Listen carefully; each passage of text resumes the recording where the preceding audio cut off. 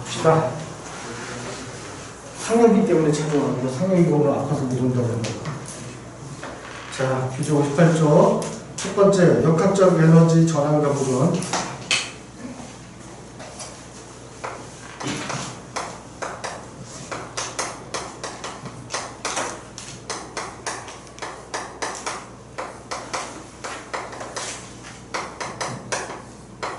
역학적 에너지 전환과 보전 그림인데, 자, 기억을 한번 떠올려보자. 역학적 에너지는 어떻게 구성되어 있는 거야? 역학적 에너지는 어떻게 구성되어 있지? 기억 안 나? 역학적 에너지는 뭐와 뭐의 에너지의 합이다? 운동 에너지와 위치 에너지의 합이라고 했어. 맞아? 운동 에너지. 그리고 위치 에너지의 합을 역학적 에너지라고 했어. 그러면 우리 운동 에너지 구하는 식 기억나? 운동 에너지 구하는 식이 뭐가 있다고 그랬죠? 2분의 1 mv 제곱이라고 했지. 2분의 1 mv 제곱. 이때 m은 뭘 의미한다? 매스, 질량이라는 얘기야. m은 질량. 자, 그럼 우리 질량의 단위는 뭘 써야 돼? 단위라는 걸 이제 조금만 생각해야 돼. 물리 카드는. 단위는 그램을 쓰던가 킬로그램을 쓰기로 약속돼 있어. 오케이? 그러면 나중에 이제 공부하면 그램은 킬로그램에 비해서 몇 분의 몇이야? 1000분의 1이죠? 킬로그램은 그램에 비해서 1000배 크다는 얘기야. 이해되지? 그래서 질량이라는 단위를 쓰고, 이때 V는 뭐야? 속력을 의미한다. 속도, 사실은 속력. 속력이 다니는 주어야 뭐야? 주어야 속력이 다니는 뭘 써? 우리 시험 끝나면 탁 까먹는 게 정상이지만 미터 퍼 세크를 쓰던가 또는 킬로미터 퍼 아워를 쓴다고 해서 맞아? 그거 전환하는 것도 몇 번 보여줬던 것 같아. 기억해놔야 돼. M은 질량이고 V는 속력입니다. 근데 운동에너지 구하는 식이 또 하나 있다고 했지. 고등학교 영어를 들어갈 때 기억해야 되는 게 하나 또 있다고 했어. 2분의 3 KT라는 공식도 있다는 거 기억해야 돼. 이때 요 T는 뭐야? 절대온도라는 값에 가죠. 절대온도. 절대온도의 단위는 혹시 아는 사람 있어? 중2 때 배웠을 텐데 절대온도는 켈빈이라는 단위를 가져. 그 다음 요 K는 상수야. 상수라는 건 왜 쓴다고 했어? 에너지의 단위는 뭐야? 줄이죠? 근데 2분의 3 KT. K 절대온도의 단위가 뭐야? 켈빈이지? 둘이 같아 달라. 다른데 이꼴로 썼다는 얘기는 양쪽 항의 단위를 맞게끔 해주는 역할을 하는 상수가 필요하다는 얘기야. 알아듣겠어? 상수는 그래서 필요해. 그래서 요거 잠깐 중2 때 배웠던 거 샤르네 법칙 한 번만 떠올려보고 가자. 샤르네 법칙. 중2 때 이거 아마 배웠을 거야.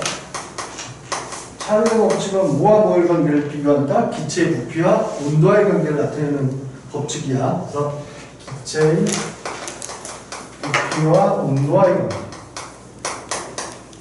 온도와의 관계를 비교한다.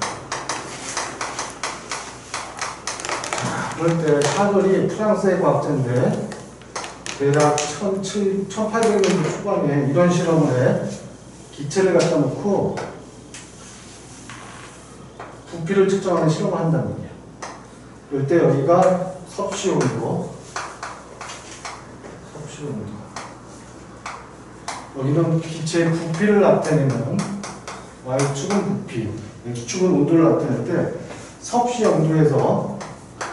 영도에서 기체 부피가 V라는 부피를 갖고 있는 기체가 있었어. 이해되시죠? 얘를 온도를 서서히 올릴 거야. 그랬더니 온도가 273도가 되니까 처음 부피에 딱 2배가 되더래. 2V가 되더래. 요걸 알게 되는 거야. 그럼 여기서 한번 생각해봐. 기체 부피하고 온도는 무슨 관계라는 얘기야? 온도가 증가하니까 기체 부피도 어떻게 된다? 일정하게 증가하는 거지. 막 증가하는 게 아니라 직선의 기울기를 갖는다는 건 일정하게 증가한다는 뜻이야. 이해돼? 자, 그러면은 생각해보자. 우리 이 기체를 온도를 낮춘다라고 가정해봐. 온도를 낮춘다고 가정하면 언젠가는 이 기체가 부피가 얼마가 돼? 0이 되는 온도가 나오겠지. 맞아? 그 온도를 우리는 이름하여 몇 도가 되면 돼? 마이너스 273도가 되면 되겠죠. 영하 273도가 되면은 이게 기체 부피가 0이 돼. 그런데 실제로는 그 전에 기체 부피가 0이 안 돼. 왜 그러냐면 이 기체들의 끓는 점이 영하 273도보다 높아. 그럼 영하 273도 되기 전에 뭐가 되는 거야? 기체가 액체가 되겠죠? 그래서 기체 부피가 0이 안 되는 거야, 실제로는. 알아들어? 하지만 이론상 이 영하 273도를 절대 온도의 단위 0켈빈으로 잡은 거야. 그래서 이때 켈빈이라는 단위가 나오는 거야. 이해되시나요? 섭씨 온도의 단위는 도, 시 이렇게 쓰지. 근데 절대 온도의 단위는 켈빈이라는 단위를 쓴다. 그럼 우리 따져보자. 섭씨 온도는 절대 온도로 치면 몇 도가 되는데 273 켈빈이 되면 되겠죠? 273 켈빈. 그리고 이 섭씨 273도는 몇 켈빈이야? 546 켈빈이 되면 되겠지? 무조건 섭씨 온도에 273만 더해주면 절대 온도로 바뀐다는 뜻이야. 이해돼? 이건 중2 때 그거 배웠을 거야. 기억나? 중2 때 배웠던 거? 기억 안 나? 그럼 지금 기억해놔. 어차피 고등학교 과정 또 나올 테니까. 결론은 부피와 주아야! 부피와 온도는 무슨 관계? 저거 오늘 말 안 듣는데? 어디 안 좋아? 주아야? 아, 그러면 대답하기가 싫어? 좀 오늘 말 안 좋아. 그래서 결국 얘네 둘의 관계는 비례관계라는 걸 확인하는 거야. 이거 이해되겠어? 자, 근데 혹시 너무 요것만 재미없으니까 한번 요거 한번 문제해 볼게요. 자, 이렇게 온도를 273도 증가했더니 부피가 몇 배 된다고? 2배가 된다고 했지? 그럼 이거 갖고 한번 나중 부피, 기체의 나중 부피는 어떻게 구하는지 식을 한 번만 유지해 볼게. 어떻게 하면 될까? 처음 부피에다가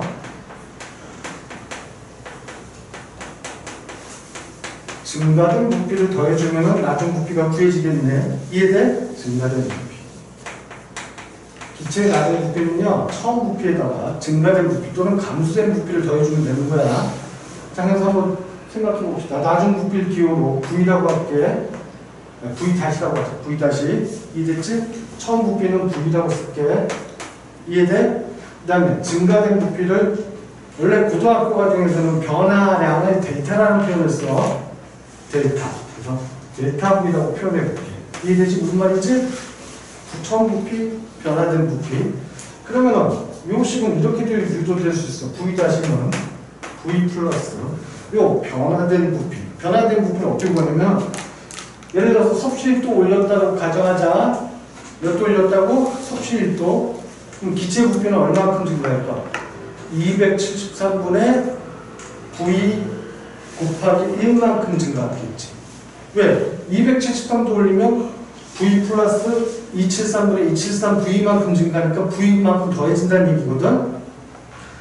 이게 이해가 안 되면 내가 여기다 한 번만 정리해 볼게. 273도일 때 부피. 그래서의 기체 부피. 그만 봐봐. 여기 다시는 처음 부피 V에다가 273분의 273 V 하니까 결국 얼마가 되는 거야? 2V가 된다는 얘기지. 이해돼? 여기다는 273도 증가할 때 처음 부피만큼 증가했다는 건 시간 정확히 나타낼 수 있다는 거야. 그러면 1도 증가할 때마다 1도 증가 시 기체 부피는 구하려면 식을 이렇게 만들면 되는 거야. V 다시는 처음 부피 V에다가 273분의 1V 이렇게 더해주면 된다는 얘기야. 이해돼? 그럼 요걸 갖고는 굳이 T도씨, 섭씨 T도씨 증가시 기체 부피를 구해보는 식을 만들어 보세요 라고 물어본다면 이렇게 만들면 되겠네. V 다시는 V 플러스 273분의 스몰 t V 이렇게 더해주면 된다. 이해되겠어? 우리가 과학에서 스몰 t는 섭씨 온도를 나타내는 거고 절대 온도를 라지 t로 나타낸다. 과학에서의 약속이야. 스몰 t는 섭씨 온도, 라지 t는 절대 온도라는 뜻이야. 오케이? 그리고 여기 식을 이렇게 정하면 되겠네. 273분의 t 이해되시나요? 이렇게 해서 구할 수 있고, 나중에 고등학교 가서 보면 이거 조금 변형을 해. 하지만 요거 내용은 이해돼 안 돼? 이해돼? 이해돼? 이거 한 번만 찍어 치우기. 나중에 제이는 상혁이한테 저기 동영상 보라고 그러고 이거 찍은 거 좀 카톡으로 보내줘. 상혁이한테 제이야. 되셨죠? 해석이 없네. 예언이가 있다 선생님 집에 가서 한번 올려줘. 카톡으로 나한테. 자, 이건 지울게 이제. 이거 한번 기억해 두면 좋아. 고등학교랑 똑같이 배울 테니까 내용은 기억해 두시고요. 식 어떻게 유지했는지 한번 봐주면 좋은 거야. 자, 그래서 저기에 나오는 절대 온도가 무슨 의미가 있는지 아주 간단하게 한 번만 설명했어요. 아주 간단하게. 이 절대 온도가 갖는 의미에 대해서 한 번만 설명해요. 그런데 우리 위치 에너지는 어떻게 구한다고 그랬지? 9.8 mH로 구한다고 그랬지? 기억나지? 9.8 mH. 영훈아, 이해돼? 오케이. 9.8 mH. 이때 M은 뭐야? 이것도 질량이죠? H가 뭐야? 높이죠? 근데 고등학교 가면 이걸 9.8 mH로 배우는 게 아니라 어떻게 배운다고 했어? NGH라고 배운다고 했지? 왜 그러냐면 고등학교 가서는 NGH 이렇게 배우고 이 G가 뭐야? 중력가속도죠? G는 중력가속도야. 중력가속도에 다니면 뭘 쓴다? 오늘 시험 끝나고 컨디션들이 안 좋은가 봐. 대답도 안 해주고. 가속도에 다니면 메타퍼 세크 제곱이라는 단위를 쓴다고 했지? 이거 예를 들어서 9.8 메타퍼 세크 제곱 어떻게 해석한다고 했어? 1초당 속도가 9.8 메타퍼 세크씩 증가한다 이렇게 해석한다고 했지? 이게 중력가속도인데 고등학교 가자 그러면은 중력가속도가 위치마다 달라. 왜냐면 이 9.8 메타퍼 세크 제곱이라는 값을 갖게 된 거는 해수면 기준으로 잡은 중력가속도야. 산에 올라가면은 높이가 올라갔으니까 중력가속도 값이 작아지겠지, 이거보다. 그래서 고등학교 과정에서 이걸 9.8로 하는 게 아니라 그냥 중력가속도 G로 표현하는 거예요. 위치에 따라서 중력가속도 값이 달라지니까. 이해되시나요? 오케이. 요거는 우리 그동안 공부했던 내용이에요. 그치? 네, 역학적 에너지 어떻게 구한다? 운동에너지와 위치에너지의 합으로 구한다. 그러면 운동에너지는 2분의 mv제곱과 위치에너지는 9.8 mH의 합이라는 뜻이겠네. 역학적 에너지 맞아? 오케이? 이거 기억해야 돼. 그래서 요거 우리가 그동안 배웠던 내용에 조금 더 세부적으로 설명합니다. 이해되셨죠? 그럼 여러분 교재 50단 쪽에는 자, 역학적 에너지가 전환에 관해서 잘 나오는데 이것도 배웠던 내용이야. 네가 한번 보자. 자, 갈릴레이의 사고 실험이라는 게 있다고 했어. 갈릴레이의 사고 실험. 야, 지금 비 많이 오나 보다. 빗소리가 나네. 갈릴레이 사고 실험. 전제 조건이 있어요. 이 사고 실험이라는 건 실제 갈릴레이가 이런 거 실험해 본 적이 있다, 없다? 없다야. 그럼 뭐 어떻게 실험하는 거였어? 논리력과 추리력을 갖고서는 혼자 머릿속에서 실험을 진행하는 걸 사고 실험이라고 그래. 사고 실험은 실제 실험 장치가 없다는 얘기야. 논리력으로 실험 장치를 만들어서 논리 전개를 한다는 얘기야. 오케이? 천재들이나 할 수 있는 거야, 사실은. 자, 그러면 이때 갈릴레이 사고 실험에 이런 미끄럼 판이 있는데, 이 판이 전제 조건이 있을 때 에너지 손실을 안 일으키려면 이 판에서 뭐가 없어야 된다? 마찰이 없어야 된다는 전제 조건이 있을 때. 마찰이 존재하면 에너지가 손실이 되니까 마찰이 없어. 마찰이 없는 철판 하나 준비해놨어. 그리고 여기다가 공을 하나 올려놓을 거야. 그럼 이 공은 이 기준면에 대해서 여기가 기준면이 되겠죠? 기준면의 높이 h만큼의 뭘 갖게 되는 거야? 위치 에너지를 갖고 있겠지, 지금. 정지 상태니까. 정지 상태에서 처음에 이 공은 위치 에너지가 있다. 이해되시나요? 여기를 A점이라고 할게. A점에서 의 역학적 에너지는 오로지 뭐밖에 없다? 위치 에너지밖에 없다니까. 이해되시죠? 위치 에너지. 위치 에너지만 줍니다. 그런데 공이 예를 들어서 2분의 1 H에 해당하는 지점에 도착했다라고 예를 들자. 공이 여기에 있어. 높이가 2분의 1 H에 해당하는 지점이야. 그러면 이걸 B점이라고 할게요. B점에서 역학적 에너지는 뭘 갖고 있는지 한번 따져보자. 얘는 내려오면서 위치 에너지는 줄었지만 아직 위치 에너지는 기준면에 대해서 갖고 있지. 얘는 위치 에너지도 있고 내려오면서 위치 에너지가 감소한 만큼 뭐가 증가하게 돼? 위치 에너지가 뭐로 전환돼? 운동 에너지로 전환됐겠지. 그만큼의 운동 에너지가 존재해. 이거 다 배웠던 거야 1학기 때. 그치? 기억나지? 자, 기준면에 도착했다라고 예를 듭시다. 기준면 여기는 시점이라고 하자. 그럼 시점에서는 위치 에너지 존재해 안 해? 얘는 기준면에 내려왔기 때문에 위치 에너지는 존재하지 않겠지. 그럼 시점에서의 역학적 에너지는 어떻게 구하는 거야? 운동 에너지만 존재한다는 얘기지. 그러면 이 운동 에너지는 얼만큼의 에너지를 갖게 되는 거야? 처음에 있던 위치 에너지만큼 운동 에너지로 전환되어 있어야겠죠. 이해되시나요? 여기는 운동 에너지만 존재해. 자, 그러면 처음에 예를 들어서 이 공이 2kg짜리 공이었다고 가정하자. 그럼 운동하고 내려오고 하면서 공의 질량은 변해 안 변해? 안 변하겠지. 이해되지? 그럼 이걸 갖고서 뭐 높이를 10m라고 예를 듭시다. 10m. 여기는 5m. 오케이? 5m. 그렇다면 처음에 A점에서 역학적 에너지 한번 구해보자. 어떻게 구하면 돼? 9.8mh니까 9.8 곱하기 2kg 곱하기 단위로 써보자. 9.8 메타 퍼 세크 제곱 곱하기 2kg 곱하기 h가 높이가 10m죠? 이렇게 되겠지. 그럼 이거 계산해주면 어디쯤이야? 196인가? 196줄 나오겠죠? 자, 그러면 항상 역학적 에너지 보존된다고 했을까? A점 있을 때도 196줄, B점에 있을 때도 합은 얼마? 196줄, C점에 있을 때도 합은 얼마?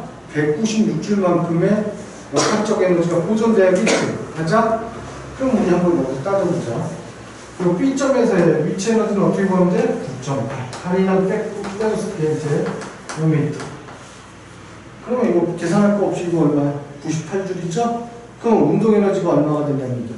98줄이 돼야겠지. 이해돼? 그렇다면 우리는 여기서 1학기 때 이거 연습했었는데 98줄. 이 공의 속력을 2분의 1 H점에서 공의 속력을 계산할 수 있다 없다? 있다가 되겠지. 이해돼? 어떻게 계산하면 되는 거야? 요 98줄을 갖고 여기다 98줄을 갖고 계산하면 되겠죠. 그러면 공이 B점에서의 속력을 구해보시오라고 한다면 속력은 어떻게 구한다? 98줄 운동에너지 어떻게 구해? 2분의 mv 제곱이죠? 2분의 1 곱하기 질량 2kg 곱하기 V의 제곱. 이해되시죠? 그러면 V는 얼마야? V 제곱은 98주니까 V는 루트 98 메타 퍼 세컨드 이렇게 다 보면 되겠지. 이해돼? 루트 벗기는 건 여러분들이 하면 되는 거고. 이해되는데 이렇게 생각하면 되는 거야. 마지막으로 시점에는 운동에너지가 되니까 이때 운동에너지는 얼마야? 처음에 있던 196줄만큼 운동에너지가 되겠지? 그럼 이때도 2분의 1 mv 제곱으로 시점에서 속력값 구할 수 있다 없다? 있다가 되겠죠. 이해되시나요? 거기까지 설명 안 할게. 이해되니까. 그렇다면 이 철판을 계속 무한정이라는 게 뭐야? 끝이 없다는 얘기지. 무한정 늘린다면 이 공은 196절에 해당하는 속력을 갖고 끊임없이 계속 운동해야겠지. 그걸 무슨 운동이라고 그래? 속력 변화 없고 방향 변화 없는 운동을 무슨 운동이라고 그랬지? 등속 운동이라고 그랬지. 그래서 기준점에 내리면 등속 운동하게 되는 거야. 이에 대한 최호야? 호 맞지? 원이고. 첫날 죽을 때는 쌍둥이인 줄 알았는데 아니더라고. 최원. 이름이 이채호, 영훈아. 이렇게? 영훈이 주하고도 친구야? 그건 아니구나. 자, 여러분 봅시다. 그러면 이걸 무한정 늘리면 등속 운동한다고 그랬지? 그런데 무한정 늘리지 않고 이 철판을 원래 있던 저 높이까지 그대로 올려놨다고 보자. 그러면 이 공은 여기 D 지점에 왔을 때는 운동에너지 안 잃겠지. 마찰이 없기 때문에. 그럼 그 운동에너지 위에서 다시 올라가겠네. 맞아? 그럼 어디까지 올라가? 처음에 있던 높이 10m 지점까지 그대로 올라가야겠지. 이해돼? 그러면 올라가면서 점점 에너지는 변화가 어떻게 돼? 운동 에너지는 감소하고 위치 에너지는 증가하게 되겠지. 그럴 때 항상 처음에 있던 이 역학적 에너지 196줄의 에너지 변화는 있어 없어? 손실이 없기 때문에 196줄만큼의 에너지는 그대로 가지면서 왔다 갔다 하게 되겠네. 이해되시나요? 이게 갈릴레이의 사고 실험이었어. 맞아? 오케이. 그래서 우리 이걸 다 설명했던 거니까 그래서 원래 있던 똑같은 높이 H만큼 올라가게 됩니다. 이거 기억해 주시고요. 다시 올라갔다 내려갔다 계속 무한 반복하는 거예요. 무한 반복으로 왔다 갔다 하는 걸 혹시 뭐라고 보지 않아? 진자라고 본다. 시계, 안경질 같은 데 가면은 뚝딱 움직이는 거 본 적 있지? 또는 여러분들 피아노 칠 때 메트로놈 피아노 치잖아. 메트로놈 같은 게 진자야. 같은 시간 동안에 반복되는 게 일정한다는 뜻이야. 이해돼? 이걸 진자라고 표현해. 여기까지는 우리 1학기 때 배웠던 내용이 조금 더 가볍게 한 거야. 그래서 여러분 교재는요, 58쪽에, 58쪽에 4번 왕복운동에서 역학적 에너지 전환과 보존까지 내용은 다 설명합니다. 이해돼? 오케이? 그러면 옆에 플러스 강의를 잠깐 봅시다. 1번 자율학하는 물체의 운동에너지 구하기. 자, 한번 보자.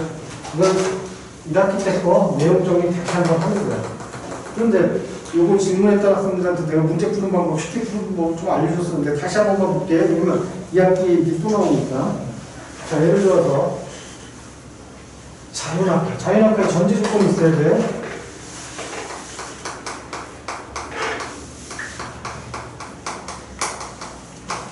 자율학하 안 돼. 자율학하는 운동은 전제 조건이 첫째. 처음 속도가 얼마?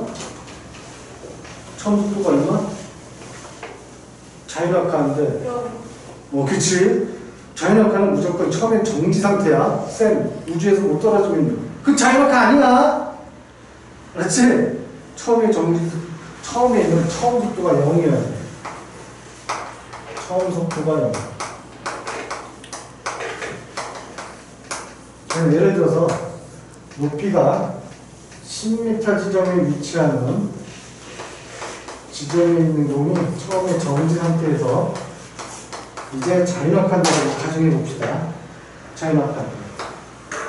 그럼 이 공에 가해지는 힘은 지금 못밖에 없어. 못밖에 없다? 중력밖에 없겠지? 중력 방향은 지구 중심을 향하는 거니까. 근데 얘가 운동을 어디로 해? 아래로 하죠? 그러면 운동 방향과 힘의 방향이 바뀌면 점점 속력이 어떻게 된다? 빨라진다지. 맞지? 그럴 때 적용되는 가속도가 중력 가속도였지. 자, 그러면 얘가 높이 10m 지점에 정지하고 있을 때는 무슨 에너지만 존재한다? 위치 에너지만 있었겠지. 맞아? 여기는 위치 에너지만 존재한다. 위치 에너지 어떻게 구해? 9.8 mh로 가면 되겠죠? 얘를 마찬가지로 1kg 공이라고 한다면 이때 위치 에너지 얼마? 98줄이 되겠지? 맞아? 그런데 얘가 5m 지점까지 내려왔다는 또 봅시다. 그 자율학하는 물체가 처음 높이의 절반인 5m까지 내려왔어. 그럼 이때 역학적 에너지는 어떻게 구해? 위치 에너지와 운동 에너지의 합이겠지. 맞아? 그럼 위치 에너지는 얼마큼 줄여야 돼? 처음에 2분의 1만큼 줄겠네. 그 준 만큼 뭐로 변화돼? 운동 에너지로 변화되겠지. 49줄만큼. 맞아? 이해되는데 무슨 말인지 계산 안 해도 이해되는 거지? 자, 그런데 시험 문제는 이걸 이렇게 낸다. 예를 들어서 5구간으로 문제를 낼 수 있어요. 이거 8m, 6m, 4m, 2m, 8m, 6m, 4m, 2m. 제인이가 지난번에 시험 볼 때 이거 하고 질문했던 것 같은데 이거 어렵게 문제 풀 필요 없어. 이렇게 풀면 돼. 처음에 위치 에너지만 구했고 얼마? 98줄이지. 그럼 2m 지점에서의 위치 에너지는 얼마? 거기에 5분의 1만 있겠지. 98줄에 5분의 1만 위치 에너지야. 그럼 5분의 3은 뭐로 변해? 운동 에너지로 변해있겠지? 비례식으로 풀면 되게 간단해져. 알아듣겠어? 이거 무슨 말인지? 그래서 이해돼? 처음 번호 혜성이 진짜 이해된 거야? 주아, 지윤이, 수, 예은이, 영훈이, 채호, 제인이 이해된 거지? 이거 다 얘기했던 거니까 한 번 더 기억해 두시고요. 여기 문제는 내가 안 풀어줄 거야. 이거 숙제 낼 거야. 이거 어렵지 않으니까. 그래서 첫 번째 자율학학 운동의 운동 에너지 구하기 설명했고요. 연직 위로. 여기 보자. 연직 운동에 대해서 잠깐만 설명할게. 연직 운동.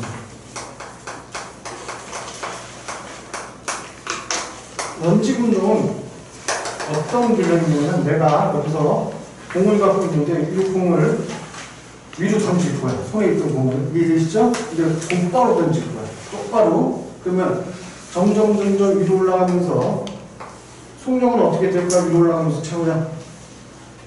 처음에 공을 던지는 건 힘을 준 거지. 근데 운동 방향에서 처음에만 힘을 준 거다. 근데 이 공에는 계속 무슨 힘이 작용해? 중력이라는 힘이 작용해. 이 공에는 계속 중력이라는 힘이 작용해. 내가 처음에 던질 때만 힘을 준 거지. 그다음부터는 힘이 없는 거야. 학생들이 혹시 착각하는 게 공 던지면 힘 줬잖아요. 처음에만 힘 준 거야. 그다음부터 힘이 없는 거야. 이해돼? 계속 작용하는 힘은 중력이라는 힘이야. 이해되셨죠? 그러면 얘는 연직 위로 올라가니까 운동 방향과 힘의 방향이 어때? 반대지? 그럼 위로 올라갈수록 속력이 점점 어떻게 될까? 감소하겠네? 줄어들겠네? 그러다가 속력이 0이 되는 지점이 나오겠네. 속력이 0이 되는 지점이라는 건 가장 높이 올라갔다는 얘기야. 이해돼? 최고점이라는 얘기야, 그때가. 그러면 그 다음부터는 다시 또 공이 속력이 0이 된 다음부터는 어떻게 돼야 돼? 밑으로 내려오면은 힘의 방향과 운동 방향이 어떻게 돼 있대? 같아지겠죠? 그럼 점점 속력이 어떻게 돼? 빨라지네. 이해돼? 빨라지는 이유는 뭐야? 중력이라는 힘과 운동 방향이 같아지기 때문에 그때 적용되는 중력과 속도가 9.8m/s 제곱이겠지. 이해돼? 이게 연직 운동의 개념이야. 이해되시나요? 알아듣겠어? 연직 운동은 올라갔다 그대로 떨어지는 걸 연직 운동이라고 해. 이해됐어? 안 됐어? 우리 1학기 때 포물선 운동도 한번 했었지? 포물선 운동은 수평 방향으로는 힘이 없고 수직 방향으로는 중력이라는 힘이 받는 걸 포물선 운동이라고 했어. 또 기억해 두시고요. 자, 그래서 58쪽에 연직 운동 설명했고요. 포물선 운동이 또 나오네. 한번 보자. 포물선 운동. 이거 곧 끝나. 이거 끝나면 이제 바로 전기 에너지 들어갈 거야. 전기 에너지를 자세히 가르칠 거야, 내가. 이거 고등학교 과정을 위해서. 중2 때 제대로 안 배웠을 거란 말이야. 자, 포물선 운동은 뭐냐면, 이런 지표면이 있는데, 이 지표면에서 공을 내가 비스듬히 위로 던질 거야. 이해되지? 비스듬히 던지면은, 얘가 이렇게 날아가겠네. 그죠? 이해되시죠? 근데 얘는 이때, 항상 무슨 힘이 작용해? 아래로 잡아당기는 중력이라는 힘이 작용하고 있어. 이해됐어? 안 됐어? 그런데 수평 방향으로는 힘이 있다 없다? 비스듬히 던지면 던질 때만 힘 준 거지. 그 다음부터 힘이 없는 거야. 그러니까 얘는 수평 방향 성분은 무슨 운동해야 돼? 등속 운동해야 돼. 이해돼? 수평 방향으로는 힘이 없잖아. 그러니까 수평 방향으로는 이동거리가 일정한 등속 운동을 하거든. 그런데 수직 방향으로는 점점 위로 올라갈수록 힘이 중력이 아래로 작용하니까 이때 올라가는 속력이 점점 어떻게 돼? 줄어들겠죠? 그래서 올라가는 이 빨간 크기가 점점 줄어든다는 얘기야. 나중에 고등학교 가서는 이걸 잘 들어가면 이때 얘네들을 합성을 하게 돼. 수평 방향과 수직 방향을 합성하는 걸 평행 사변형법 이렇게 표현한다. 그러면 그건 뭐냐면 여기 수평 성분을 그 크기만큼 위에다 그려. 그다음 수직 성분을 그 크기만큼 이제 그대로 그려. 그래서 요때 요 두 지점이 교차된 지점까지 이렇게 대각선을 그리면 이렇게 간다는 얘기야. 포물선 운동, 실제 힘으로. 오케이? 그래서 이렇게 표현하는 걸 포물선 운동이라고 그래. 그럼 포물선 운동은 결국 최고점에 올라간 최고점에서 수직 방향의 속력은 0이 되겠지. 수평 방향은 있어 그래도 이해돼? 그러면 다시 또 이렇게 떨어지겠네. 이렇게 떨어지는 건 포물선 운동이라고. 이해되시나요? 이게 포물선 운동이야 이렇게 돼서. 자, 그러면 이 포물선 운동은 뭘 계산할 수 있냐면 공이 몇 초에 떨어졌다. 그러면 최고점이 얼마까지 올라갔을 것이며 몇 미터 떨어진 거에 갖고서는 계산할 수 있어요. 이걸 다. 수평 방향으로 몇 미터 떨어진 점에 공이 떨어졌다 갖고 얘가 처음에 속력이 얼마였다는 걸 계산할 수 있는 식을 구할 수 있다. 이게 포물선 운동이에요. 오케이? 이렇게 보시고요. 그래서 여러분 교재 58쪽까지는 다 설명 끝냈습니다. 결국 이거는 뭐냐면 포물선 운동 한 번만 보자. 자, 여기 있대. 여기 봐봐. 칠판. 이 지점에 있대. 오케이?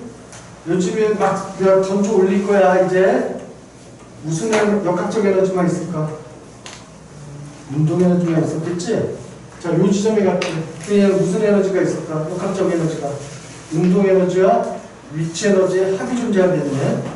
요 가장 높은 요 지점에 올라갔대. 여기서 무슨 에너지만 있다? 위치 에너지만 존재하겠지. 이해돼? 결국 하지만 마찰이 없던 정시 조건 하에서는 역학적 에너지는 항상 어떻게 된다? 보존됩니다. 이해되시나요? 칠판 한번 찍고 찍어.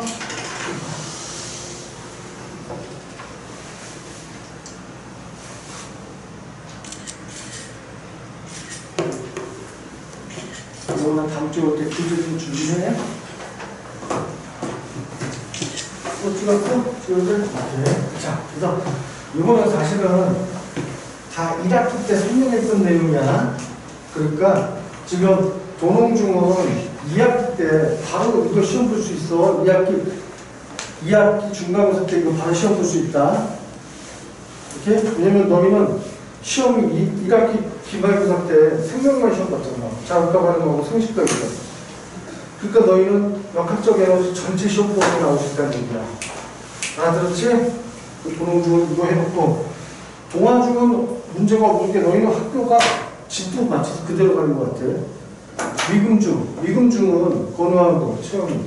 너희는 2학기 때 1학기 건 다 끝났어 보니까 날씨와 기온까지 해서 다 끝났어. 그러니까 요거 바로 나올 수 있고 상식과 유전은 방학 동안 시간이 있으니까 자세히 설명해 줄 테니까 잘 기억해 둬야 돼. 알았지? 자, 지우고. 자, 숙제는 먼저 내고 교재에서 여러분 59쪽 문제 풀어보시고요. 안 되는 건 내가 다 풀어줄 거니까. 자, 됐고 60쪽에 자연 낙하는 문제 역학적 에너지는 이거 어렵지 않으니까 60쪽도 풀어와. 오케이? 오늘 좀 숙제가 많이 나갈 거야. 만약에 다음 주에 풀어 못하면은 이거 다 풀어놔. 그럼 다음 주에 내가 이거 풀어주는 걸 할 거니까 이거 좀 풀어줄 거니까 중요한 거. 자, 66쪽 봅시다. 전기에너지. 드디어 이제 전기에너지 들어갈게요. 66쪽.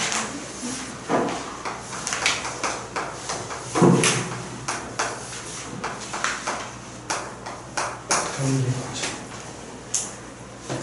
에너지가 뭐야? 우리 1학기 때 에너지 뭐라고 배웠지? 에너지 뭐라고 배웠지? 기억 안 나? 안 나지? 주화가 대답하려고 주화야? 아니야? 에너지는 일을 할 수 있는 능력이라고 표현했죠? 일을 할 수 있는 능력.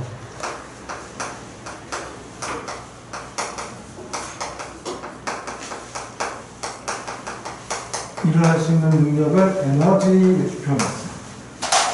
그럼 일은 우리 어떻게 구했지? 기억나?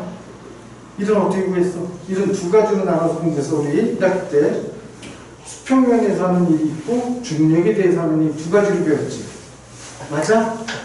영훈아 미안해. 너 이거 안 배웠지? 미안해. 내가 방학이 있기 때문에 조용조용 나중에 조금 더 보충해 줄 거야. 이게 역학적인 에너지 안 배웠기 때문에. 주어는 안 듣고 싶다고? 오늘 왜 이렇게 삐딱하지? 혜성아 왜 주어 무슨 일이 있어? 몰라?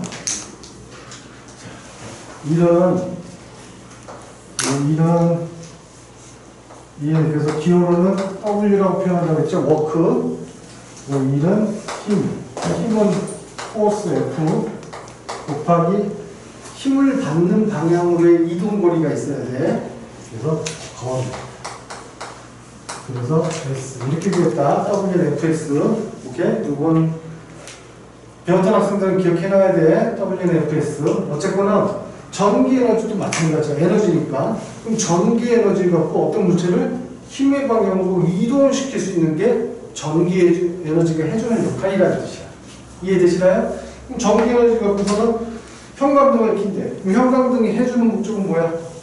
밝게 해주는 거지? 그것도 일이야. 밝게 해주는 것도. 이해돼? 그럼 전기 에너지 또 한 게 뭐가 있어? 집에서 밥 먹을 때 전기가 없어서 밥 하시잖아. 아무튼 그때는 전기 에너지가 뭘 하는 거?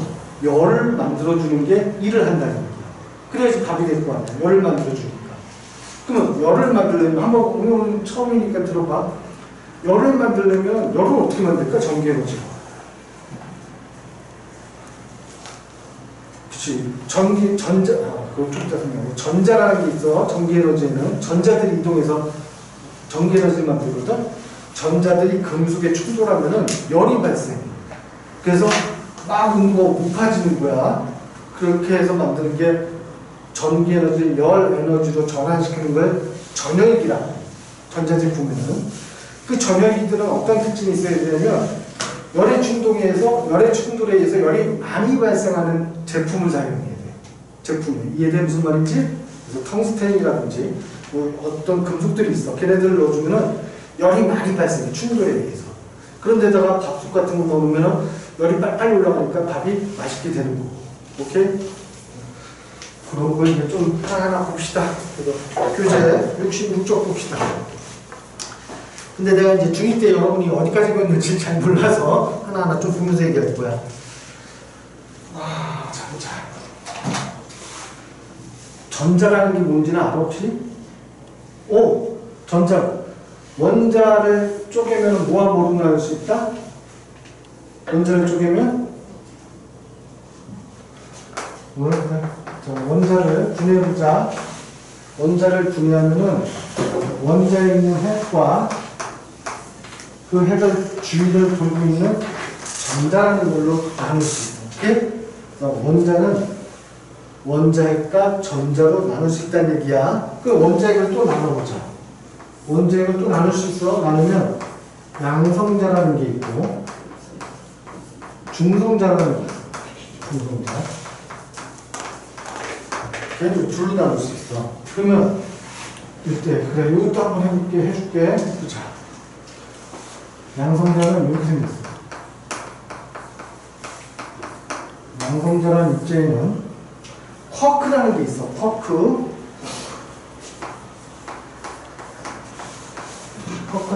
이런 양성자 이거보다도 훨씬 작은 입자가 있어.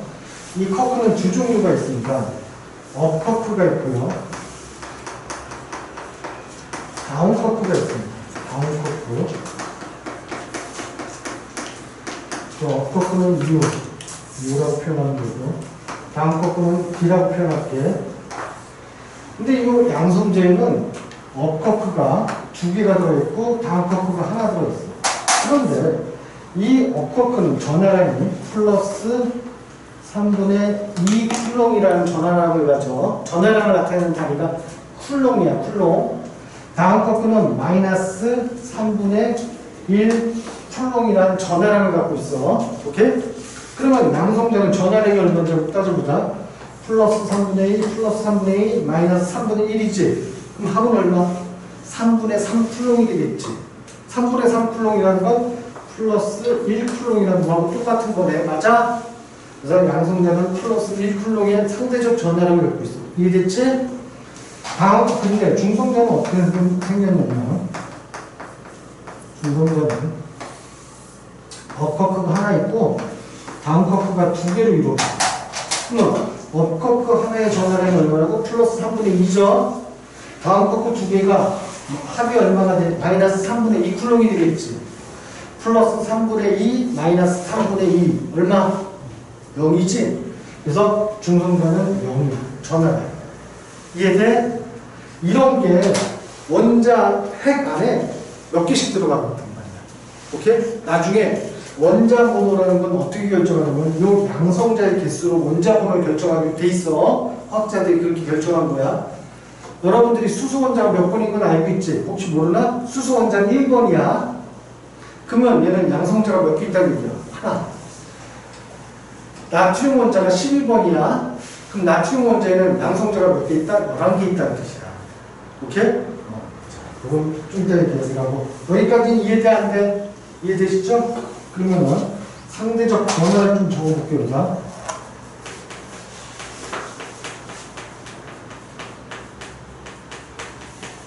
선생님 지금 상대적이라는 표현을 좀 많이 쓸 건데, 상대적이 어떤 의미를 가지는지 한 번만 생각해 보자. 예를 들어서, 여기 채원이가 몸무게가 40kg인데, 선생님 몸무게가 80kg이야. 그럼 나는 채원이에 비해서 몇 배 무거워? 제 40kg, 난 몇 kg? 80kg. 나는 채원이에 비해서 2배 무겁지. 상대적이라는 값은 뭐를 필요로 하고 첫째 기준이 하나 있어야 돼. 기준을 누구로 잡은 거야? 채원이를 기준으로 잡은 거죠. 두 번째, 상대적 개념은 단위라는 게 들어갈 수가 없어. 왜? 내가 채원이보다 2배 무겁다고 그래서 나한테 2kg이라서 단위를 붙이면 말이 안 되지. 넌 80kg도 어떻게 2kg이라고 이해돼? 그래서 상대적 개념은 이거 꼭 좀 머릿속에 집어넣자. 상대적 질량, 상대적 전환 이럴 때는 항상 누군가 기준이 있어야 되고, 두 번째는 단위라는 건 못 가죠. 상대적 개념들. 이해돼서 무슨 말인지? 앞으로 과학 공부하면서 상대적이라는 표현이 나오면 기준이 누군지를 찾아내야 되고, 두 번째는 단위가 없다는 걸 꼭 기억해놔야 돼. 오케이? 상대적 변화를 따져보면 양성자는 플러스 1, 중성자는요, 전자는 마이너스 1이야. 오케이? 근데 원자라고 있는 놈들은 정기적으로 중성이에요. 정기적으로 중성이라는 건 플러스 값, 마이너스 값을 나타내면 안 된다는 얘기야. 아까 얘기했던 나트륨 원자가 11번이거든? 그럼 양성자가 몇 개 있다고? 11개 있다는 뜻이야. 그럼 플러스 11 쿨롱의 값을 갖고 있다는 얘기지. 근데 원자는 정기적으로 뭐라고? 중성이니까 11번 나트륨 원자에 양성자도 11개 있지만 마이너스 값을 갖는 전자도 몇 개 있어야 돼? 11개 있다는 뜻이야. 이해돼? 이거 무슨 말인지? 알아듣겠어? 그래야지만 원자가 정기적으로 중성을 유지할 수 있어. 이해되시죠? 기억해라. 자, 그 다음 상대적 질량도 하나만 좀 기억하고 넘어가자. 이것도 나중에 중요하기 때문에 그래요. 상대적 질량. 자, 이때는 전자를 기준점 1로 봐줄게. 전자를 상대적 전량 기준 1로 본 거야. 이럴 때 양성자는 1500 약 갑자기 1570 그래. 이게 정확한 값은 아니니까 외우려고 그러지 마. 1570, 1550 정도. 이 정도의 무게를 가져. 즉 그 얘기는 뭐냐면 이것만 기억해. 원자 핵 안에 들어있는 양성자나 중성자는 전자보다 엄청 무겁다는 얘기야.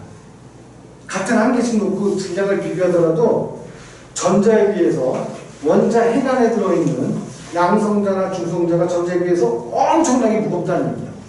이해되겠어? 쉽게 얘기해서 얘가 1kg라면 얘는 1570kg. 비교가 불가능할 정도로 무겁다는 뜻이야. 이해되지? 그러면은 나중에 이게 왜 중요하냐면 원자 안에 있던 전자가 나갈 수도 있고 들어올 수도 있어. 그럴 때 우리는 질량 계산할 때 이 전자의 질량을 무시해버릴 거야. 왜? 원자 해관에 있는 양성자나 중성자가 워낙 전자보다 무겁기 때문에 질량 계산할 때 전자의 계산을 무시해버려도 큰 의미가 없다는 얘기죠. 그래서 질량을 무시해버릴 거야, 전자는. 오케이? 하지만 전자도 질량은 있다, 없다? 있다. 나중에 고등학교 가서 가면 전자의 질량을 어떻게 계산하는지 알게 돼. 누가 알게 되고. 자, 이게 기본적인 전기에너지 할 때 내용인데, 이때 전기에너지를 공부할 때는 누가 중요하냐면 이 전자가 중요합니다. 아, 이 전자의 이동에 의해서 전기에너지라는 표현이 나오는 건데, 전자가 이동을 할 거야. 근데 전자가 이동을 할 때는 아무데나 이동을 할 수 없어. 여기 지금 이 책상 표면에 이 물체도 전자는 갖고 있다. 다만 이 전자들이 움직이질 못해. 근데 전자들이 자유롭게 움직일 수 있는 어떤 물질들이 있어. 그걸 뭐라 그래? 전자들이 자유롭게 움직일 수 있는 물질을 뭐라 그래? 우리는 도체라고 표현해. 도체.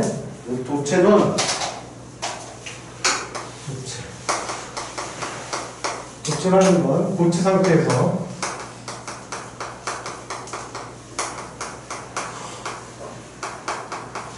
전류가 통하는 물질. 왜 우리는 도체라고 표현합니다. 그럼 무도체는 뭐라고 표현하면 돼? 고체 상태에서 전류가 통하지 않는 물질. 그럼 반도체는 뭐라고 표현하는 거야? 고체 상태에서 조건이 맞으면 전류가 통하고 조건이 안 맞으면 전류가 안 통하는 물질이라는 뜻이야. 오케이? 근데 그 반도체가 참 재밌는 게, 반도체가 주기율표상에서 보면 14족에 있는 원소들이거든. 가장 대표적인 게 Si, 규소 또는 Ge, 저마늄 이렇게 표현되는 애들이 반도체야. 실리콘, 저마늄 또는 규소, 얘는 그냥 저마늄. 얘는 모래에 있는 거고요. 저마늄은 진흙 안에 들어있어. 진흙. 근데 여러분 실리콘밸리라는 표현 들어봤지? 못 들어봤나? 실리콘밸리? 미국에서 컴퓨터를 제일 먼저 만든 거 실리콘밸리라고 그래. 컴퓨터 산업이 발전한 거. 그때 얘기하는 실리콘이 요 SI 규소라는 얘기야. 왜냐면 반도체 칩을 만들 때 규소를 이용해서 처음에 반도체 칩을 만들었어. 이 규소가 반도체이기 때문에 조건이 맞으면 전류가 흐르고 조건이 안 맞으면 전류가 안 흘러. 이걸 갖고서는 계산을 하는 컴퓨터를 만들었다니 계산 방식이 이 진법밖에 안 돼. 0과 1의 이 조합밖에 안 되는 거야. 0에서 다시 0, 1. 또 밑에 1에서 0, 1. 이런 식으로 계산, 이렇게 이 진법밖에 계산 못 해. 오케이? 그래서 현재 계산하는 우리가 컴퓨터는 이 진법 체계를 갖고 있어. 그런데 이러다 보니까 계산 속도가 지구가 지금은 과학기술이 우주로 나가고 싶어 하는데 이 컴퓨터의 계산 속도가 너무 느린 거야. 과학자들이 보기엔. 그래서 지금 무슨 컴퓨터를 개발하고 있어? 양자 컴퓨터라는 걸 개발하고 있어. 현재 과학 지구에서는. 양자는 나중에 이 전자들이 위치할 수 있는 공간들이 달라. 원자 안에서 위치할 수 있는 공간들이 다르거든. 그거를 수치값으로 표현하는 걸 양자화 시켰다 해서 양자역학이라는 개념이 나와. 나중에 고등학교 2학년쯤 되면 배워. 그때 요 양자역학의 개념으로 컴퓨터를 만들면 한 12진법, 20진법 이런 식으로 계산 방식이 확 증가해버려. 그 컴퓨터 속도가 지금 컴퓨터보다 몇천 배 이상 빨라져. 근데 그 정도는 돼야지만 지구가 원하는 과학 기술 속도가 나와. 잠깐 오늘 첨예하니까 잠깐 이거 한번 얘기해 줄게. 1998년경에 스위스에 가면은 입자 가속기라는 게 있어. 스위스 취리 밑에 입자 가속기라고 커다란 입자 가속기가 하나 있거든. 취리 도시 밑에 전체 보면 크기로 있어. 입자 가속기가. 얘기해 준 적 있나? 처음에 1998년도경에 광자라는 게 있어. 광자라는 건 빛을 만들어내는 입자라는 뜻이야. 광자. 이 광자를 13m 떨어진 곳에 순간 이동시키는 실험이 성공했어. 순간 이동이라는 건 뭐냐면 얘가 갖고 있는 정보를 13m 떨어진 곳에 딱 줬더니 여기 있던 애가 갑자기 저를 쭉 가버리는 거야. 이게 순간 이동이야. 2000년대 초반에 2001년인가 2003년인가 이 초반쯤에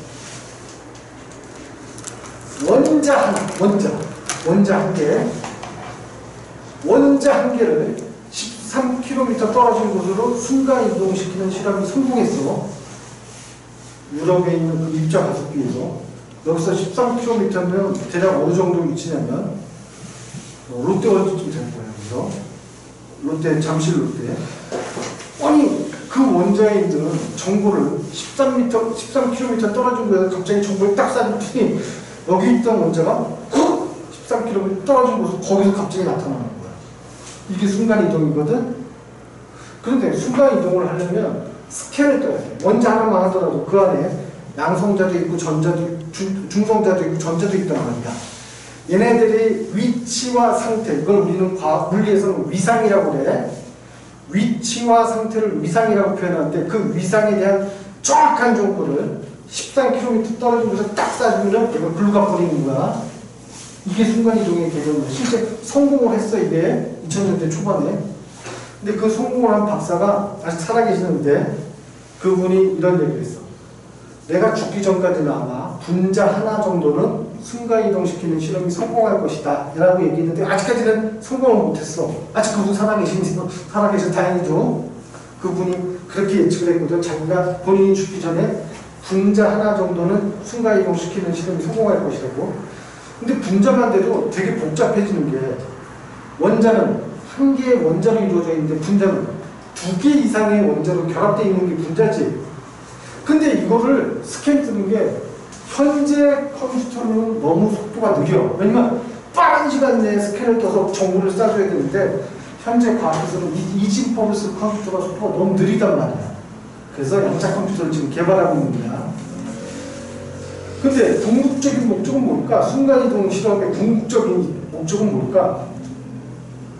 언젠간 이 태양계에 있는 태양이 소멸한다면, 에너지를 더 이상 방출을 안 한다면 지구에 있는 생명체는 다 어떻게 돼? 죽겠지. 혜성아, 죽고 싶어? 아니지. 과학자들이 생각하는 건 이 고도의 과학적 문명을 갖고 있는 이 인류를 소멸시키고 싶지가 않아. 그래서 생명 유지가 가능한 행성이 있다면 그 행성으로 순간이동을 보내는 게 목적이야. 그러면 거기까지는 이제 뭐 또 다른 천문학자라든지 열심히 연구하면 될 텐데 문제는 예를 들어서 나를 한번 스캔한다고 보자. 그럼 나는 셀 수 없이 많은 분자로 이루어져 있거든.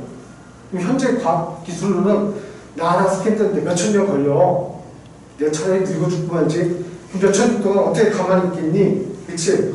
그러니까 양자 컴퓨터가 개발되면 그 기간을 확 줄일 수 있다는 얘기야. 그럼 또 더, 나중에는 더 빨라진 뭔가 방법을 찾아낼 수 있겠지만, 그런 식으로 하다 보면은, 그리고 또 전제 조건이 어떤 행성에다 갑자기 쐈는데 거기가 뭐 독가스가 많고 그러면 그 사람은 어떻게 돼? 죽겠지. 그런 곳으로 보내면 안 되잖아. 그러니까 그 모든 걸 다 조사한 다음에 가능하다면 그쪽으로 보내면 될 거 아니야. 그치? 이게 목적이야. 그런데 이 실리콘 기반으로 만든 컴퓨터 속도가 너무 느려. 어쨌거나 실리콘이나 저마니um 뭐라고? 반도체야. 도체, 부도체, 반도체 이렇게 나눈다 기억해도 나중에 전해질이라는 게 있거든. 전해질은 차이점이 뭐냐면 얘는 액체 상태. 도체, 부도체, 반도체를 나누는 건 고체 상태에서 비교하는 거야. 고체 상태에서 전류가 흐르면 도체. 근데 전해질은 액체 상태에서 전류가 통하는 물질을 전해질이라고 해요.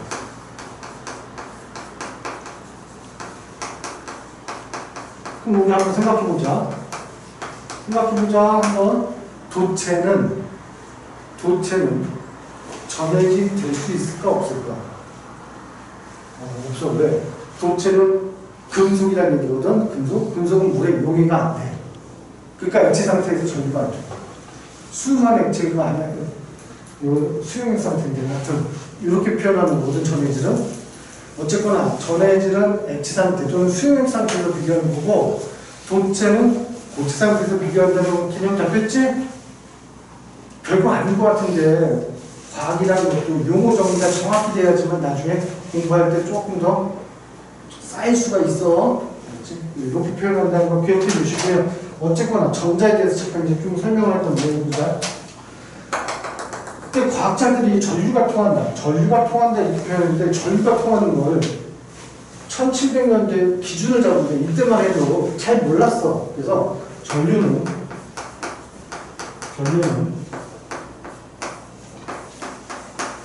플러스에서 마이너스로 전류가 흐른다라고 기준을 잡았어.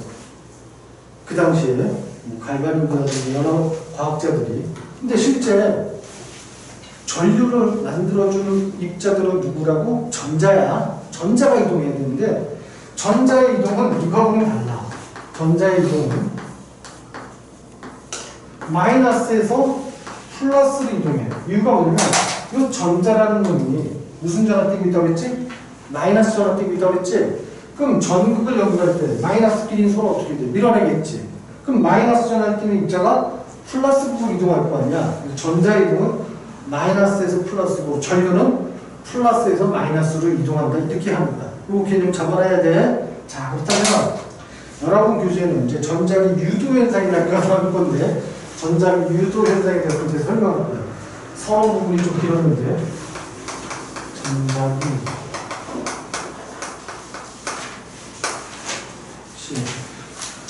자, 도선이 너 중2 때 배워 난 몰라서 하나만 물어볼게. 이거 하나만 물어볼게. 이게 도선이야. 도선이라는 건 구리선 같은 걸 얘기하는 거야. 전류가 이렇게 흐르는데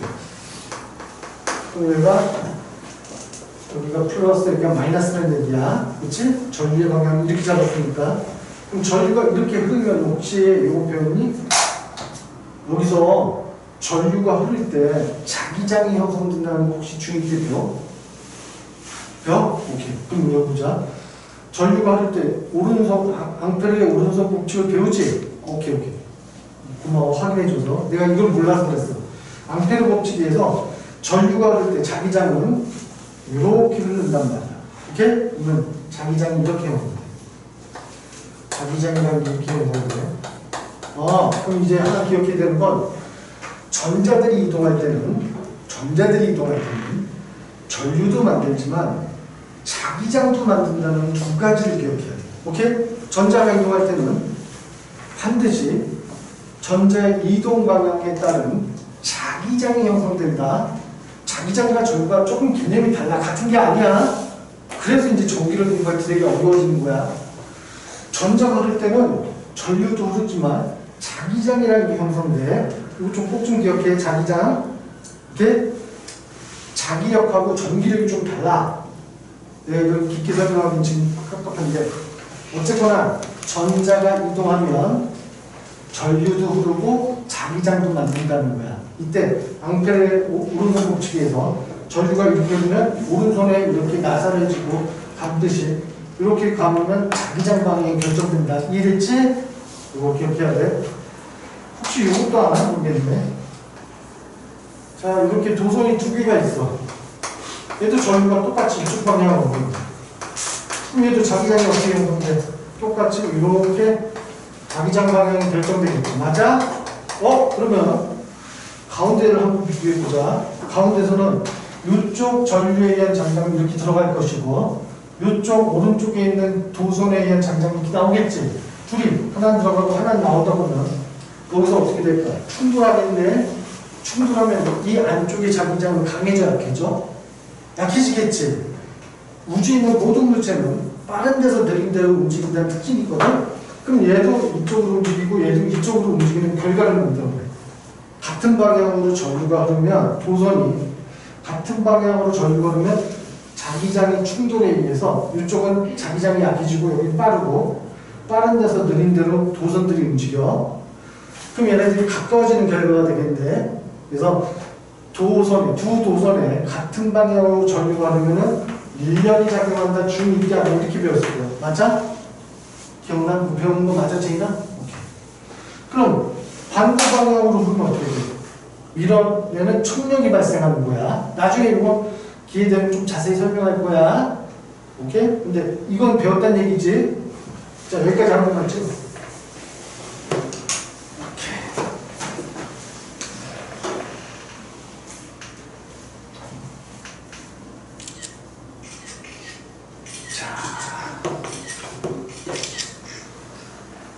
됐지? 지금 오케이. 확인했어. 오케이. 오, 중2 때 생각보다 그래도 다 배우는구나.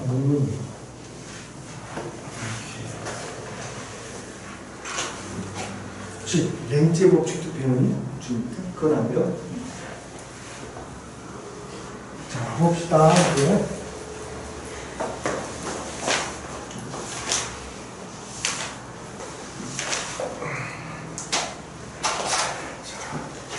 렌즈 법칙이라는 게 있는데,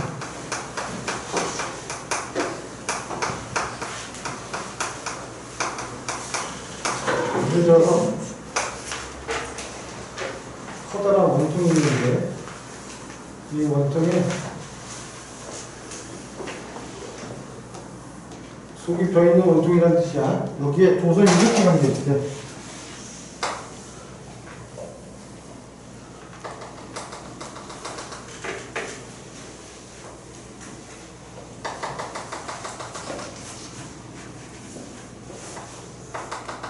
자, 이렇게 감겨있다라고 예를 들어서 조선이 원통에 전류가 이렇게 들어갑니다.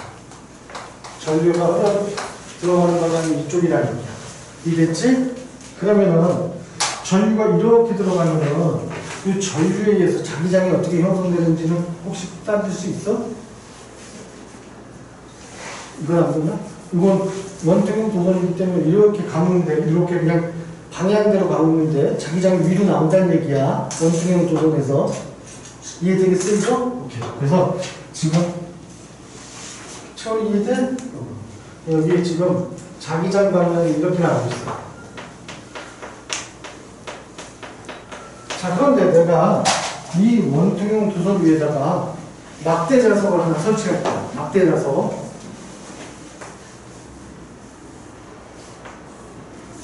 자석을 하나 설치. 자석에 여기가 N급, 여기가 S급으로 설정되어 있는 자석을 저 위에다 설치했다는 얘기예요. 이해되시죠? 그리고 내가 이 자석을 이 안으로 지금 집어넣을 거예요. 오케이? 근데 자석에서는 자기장이 무슨 극에서 나와서 무슨 극으로 들어가는지 혹시 알고 있어? N극에서 나와서 S극으로 자기장이 들어가는 거야. 자석이라는 게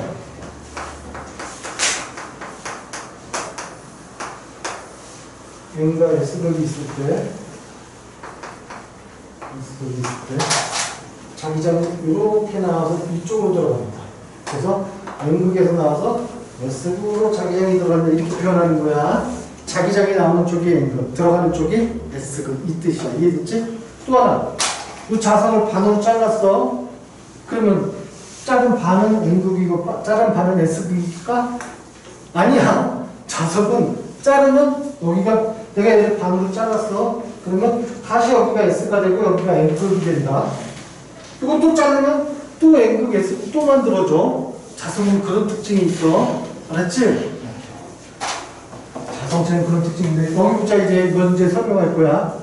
그럼 여기 지금 자석을 막대 자석을 요 안으로 집어넣으면은 얘는 원통에 의한 자기장은 위로 올라가고 얘에 의한 자기장은 안쪽으로 들어가는 거지 지금. 이해돼? 무슨 말인지? 우주에 있는 모든 물체들은 관성이 적용된다. 관성이라는 게 뭐라고 그랬어? 관성이 뭐라고 했지? 뭐라고 얘기했던 것 같은데? 관성은 현재 상태를 유지하려는 성질이야.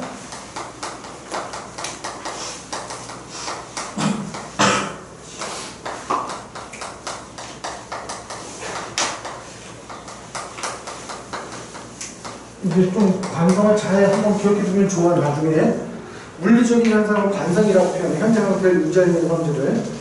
화학적인 표현으로는 평형이라고 그래. 평형도 현재 상태를 유지하는 성질이야. 생명에서는 이걸 뭐라고 한다고 했지? 항상성 유지라고 했어. 어차피 현재 상태를 유지하려는 성질이잖아. 항상성 유지도. 다만 물리에서는 관성, 화학에서는 평형, 생명에서는 항상성 유지 이렇게 표현한다는 뜻이야. 이해되겠어? 이거 무슨 말인지? 오케이? 자 그러면 여기 봐봐. 이 원통에서는 계속 자기장이 나가야 되는 성질을 유지하려고 그러겠지. 그런데 얘가 들어오는 자기장을 갖고 들어오잖아 지금. 오케이? 그러면은 뭔가 자기장 변화가 생기지 지금. 이해돼? 자기장 변화가 생겨. 자 그런데 만일 자 자기장 변화가 생긴다는 건 이해됐어 안 됐어? 되셨죠? 보자. 이거를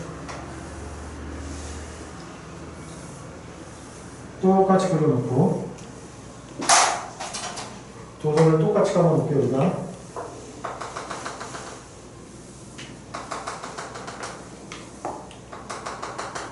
자 이렇게 표현했어. 얘는 전류가 지금 전류가 안 흐르는 거야. 이해됐지? 전류가 안 흘러. 여기다가 내가 막대 자석을 이 안으로 집어넣을 거야. 자, 그 차이점이 뭐냐면 저 원통에서 전류가 흐르고 있었던 거야. 이 도선에서는 전류가 안 흐르고 있어 지금. 이해됐어? 이 도선은 전류가 안 흐르고 있는데 이 원통 안으로 내가 막대 자석을 집어넣을 거야. 이해됐지? 그러면 여기를 통과하는 자기장의 개수가 멀리 있는 것보다 가까울수록 더 많아지겠지. 근데 이 원통에는 원래 자기장이 없었지. 전류가 안 흘렀으니까. 그럼 현재 상태를 유지하려는 성질이 이렇게 자기장이 나오니까 이 원통에 있는 자기장은 나가는 자기장을 만들겠네 이제. 이거 이해돼? 자, 관성이라고 생각해봐. 현재 상태를 유지하려는 성질이야. 막대 자석이 없을 때 이 안에는 자기장이 있었다 없었다? 없었다. 근데 막대 자석을 집어넣을 거야. 그럼 이 원통을 통과하는 자기장의 개수가 증가했네. 그러면 현재 상태를 유지하려면 이 원통에서 나가는 자기장을 만들어야 된다. 이거 이해돼? 이게 첫 번째 스텝이야. 다시 한번 봐. 얘는 전류가 흐를 때 자기장 변화가 생긴다는 걸 설명한 거고, 나중에 이건 고2쯤 되면 이과 학생들이 이걸 갖고서 힘을 계산하는 건 나중에 배울 거고, 자, 중3 과정에서 여기 보는 거야, 이제. 이 원통에 그냥 도선만 담아놓은 거야. 빈 도화지 통에다가, 여기 휴지통 같은 데다가 도선을 감아놨어. 그리고 그 안에 막대 자석을 집어넣었다 뺐다 이런 실험을 할 거야.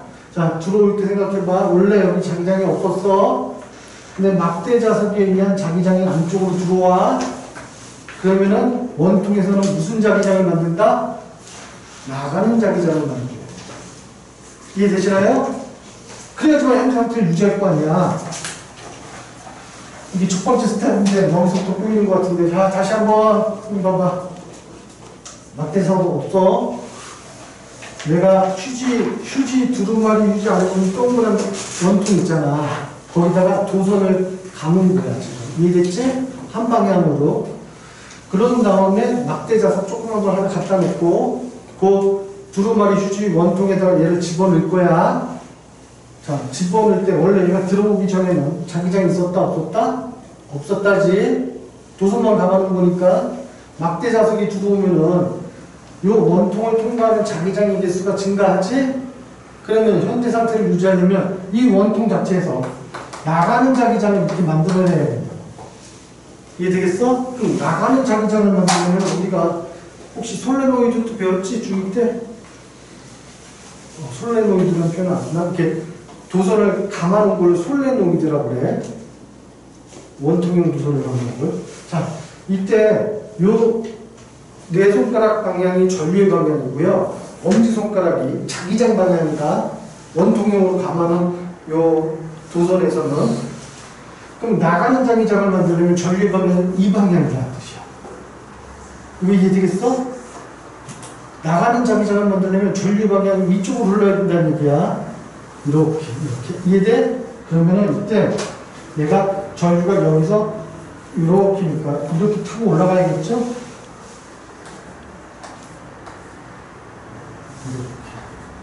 이렇게 타고 올라가게 됩니다. 그래서 전류가 일로 들어가서 이쪽으로 나오는 전류의 방향을 만들어내는 거예요. 이해되겠어요? 이거 무슨 말인지? 생각해봐. 내가 도선만 감아놨다고 했지? 전원장치, 여기는 전원장치 연결해놨을 때고, 여기는 전원장치 지금 연결 안 한 거야. 단지 전선만 감아놓은 거야, 도선만. 그리고 막대 자석을 집어넣었어. 그랬더니 전류가 만들어져서 이쪽으로 나오네. 왜? 자기장을 만들다 보니까 따라서 전류도 만들어진다는 얘기야. 이해돼? 무슨 말인지? 이런 거 우리 실생활에서 어디에서 적용해? 자전거 라이트 같은 게 이런 거야. 자전거 보면은 라이트 있죠? 내가 밟을 때마다 빛이 나오지? 그 자전거 라이트 안에 원통형으로 코일이 감겨 있어. 자석은 가만히 있고, 그러면 내가 자석을 막 밟아주면 얘가 들어왔다 나갔다 이런 식으로 하면서 전류를 만들어줘. 근데 나중에 정류자라는 것도 설명할 건데, 정류자라는 게 붙어 있어서 한 방향으로 전자의 이동 방향만 만들어줘. 그러면 전류가 DC가 만들어져. DC. 우리가 전기를 얘기할 때 AC라는 게 있고 DC라는 게 있어. AC는 교류를 의미해. AC는 교류를 의미하고요. 우리 가정에서 쓰는 전기가 교류야. 건전지와 같은 게 DC라고 그래. 이걸 직류라고 그래. 직류. 그래서 자전거 그 라이트 같은 건 이 직류를 이용해서 건전지에 불 들어오는 거야. 오케이? 얘들 가방 싸지? 뭐 시간 벌써 다 됐어? 내가 얘기도 안 했는데 지들이 먼저 알아서 가방 싸면 왜 이러지? 많이 힘든다. 여기까지는 이해되겠어? 오늘 한 거? 그럼 다음 주에 잠깐만 일찍 끝낼 수 있는데 다음 주에 여기서부터 하나하나 들어가서 이제 살펴갈 거야. 선생님 잠깐만 오늘 전기 얘기한 건 이해되니? 뭐냐면 중2 때 중학교까지는 안 가르친다고 그러더라고. 중2 때 뭘 배웠는지 내가 살짝 감이 없어. 그래서 그래. 이거 확인하면서 한번 볼까? 다음 시간에 여기 렌즈 부터 하나하나 들어갈 거다. 오케이? 여기까지 집합하고 숙제는 역학적 에너지 문제 푸는 거 숙제야. 또 풀어와. 오케이. 시간내서 풀어와. 영훈이 이해돼? 그렇죠. 그렇지. 다음 주에 바꾸고 교실에 들어가서 그리고 선생님한테 들어가서 입력할 테니까